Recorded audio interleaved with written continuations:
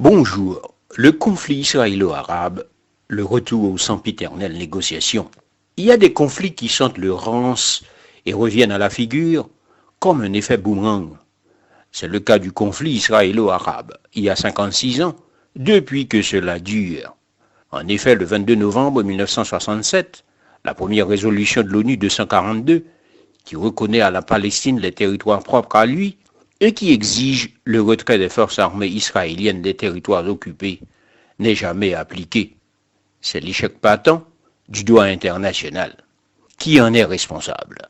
C'est d'abord la communauté internationale dans son ensemble, qui par manque de courage et d'esprit partisan, n'a pas réussi à imposer le respect des règles onusiennes, dont l'application seule pourrait aboutir à une solution qui facilite l'harmonie et la paix entre les peuples d'Israël et de la Palestine. Mais pour le moment, c'est l'émotion et la consternation qui prédominent depuis les attaques du samedi 7 octobre du Hamas contre Israël. Le bilan provisoire, qui ne cesse de s'alourdir, témoigne de l'horreur et de l'ampleur de cette opération hybride, un mélange d'opération militaire et une opération terroriste. Plus de 1000 Israéliens tués et 2806 blessés, 830 Palestiniens tués et 4250 blessés. L'armée israélienne a déclaré avoir retrouvé 1500 corps de combattants du Hamas sur son territoire et le nombre d'otages retenus par le Hamas reste évalué à 150.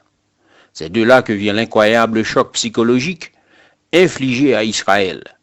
Plus de 1000 morts pour 9 millions d'habitants. C'est 5 ou 6 fois plus que le 11 septembre en pourcentage. Avec des images extrêmes, des terroristes du Hamas qui se promènent librement dans les rues pour tuer, avec un gouvernement pris de court et apparemment impuissant. C'est dire que l'amnésie est trop forte, et on oublie un peu trop vite que depuis plus d'une décennie, nous observons quasiment tous les 4 ans ce genre de flambée de violence autour de Gaza, comme l'a rappelé le diplomate français Gérard Araud. On a eu la guerre de Gaza de 2008 en riposte à des attaques du Hamas, avec une offensive terrestre en 2009, l'opération protectrice, lancée en juillet 2014 en réponse à la prise d'otages et au meurtre de 3 jeunes Israéliens en Cisjordanie, les affrontements entre Gaza et Israël du novembre 2018, à peu près résolus par un cessez-le-feu conclu avec la médiation égyptienne, une importante flambée de violence en mai 2021, et maintenant les attaques du 7 octobre 2023. On dirait une sorte de mécanique habituelle, régulatrice du tragique.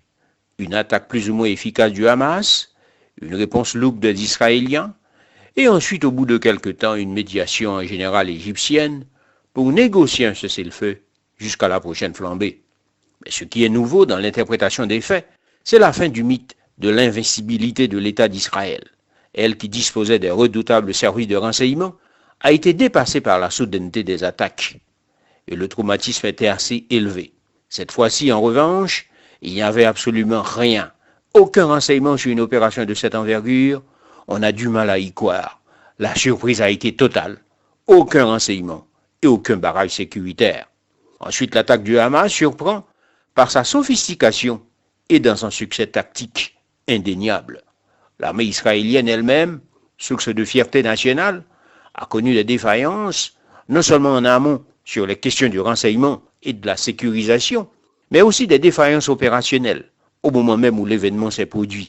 Les soldats ont mis plusieurs heures pour arriver sur les lieux. Enfin, il y a la responsabilité du premier ministre israélien, Benjamin Netanyahou, qui n'a pas su composer avec le chef d'état-major Essa Lévi, qui a demandé une rencontre à Netanyahou juste avant le vote sur la fameuse clause de raisonnabilité. Il voulait en effet avertir le Premier ministre sur le fait qu'un tel vote mettrait en danger la sécurité d'Israël parce qu'il prévoyait, et il avait raison, que beaucoup plus de réservistes refuseraient de se mobiliser si le mouvement contestataire gagnait du terrain.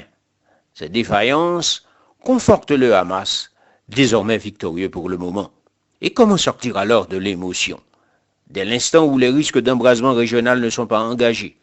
D'un côté, les pays arabes entretiennent évidemment une forte inimitié avec le Hamas, qui constitue une menace pour leur modèle, puisque c'est au fond un parti à la fois populaire et islamiste. De l'autre côté, ils sont engagés dans un processus de rapprochement avec Israël, mais leurs opinions publiques sont massivement pro-palestiniennes. Et alors, comment relancer les négociations? La question est complexe. La sociologue franco-israélienne Eva Illouz reconnaît dans le grand continent qu'il faut d'abord restituer l'horreur du moment. Je cite qu'il y a un contexte interne à Israël, celui d'un pays considérablement affaibli politiquement, et de l'autre, la radicalisation totale du Hamas, qui est aujourd'hui un mouvement extrémiste, antisémite et très corrompu. Enfin, il y a le grand contexte de l'occupation, poursuit Illouz, qui fournit à la fois des raisons et des prétextes parfois confortables aux extrémistes djihadistes ou assassiner des civils israéliens. Cet enchevêtrement qu'est toute la complexité morale de la situation. Fin de citation.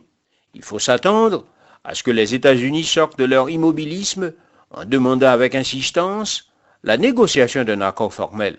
De plusieurs mois, l'administration Biden travaille sur un projet d'extension des accords d'Abraham qui ont été la grande réussite diplomatique de l'administration Trump. S'ils impliquaient déjà Israël, le Maroc, le Bahreïn et les Émirats arabes unis, l'objectif est de les étendre au principal pays du Golfe, l'Arabie saoudite.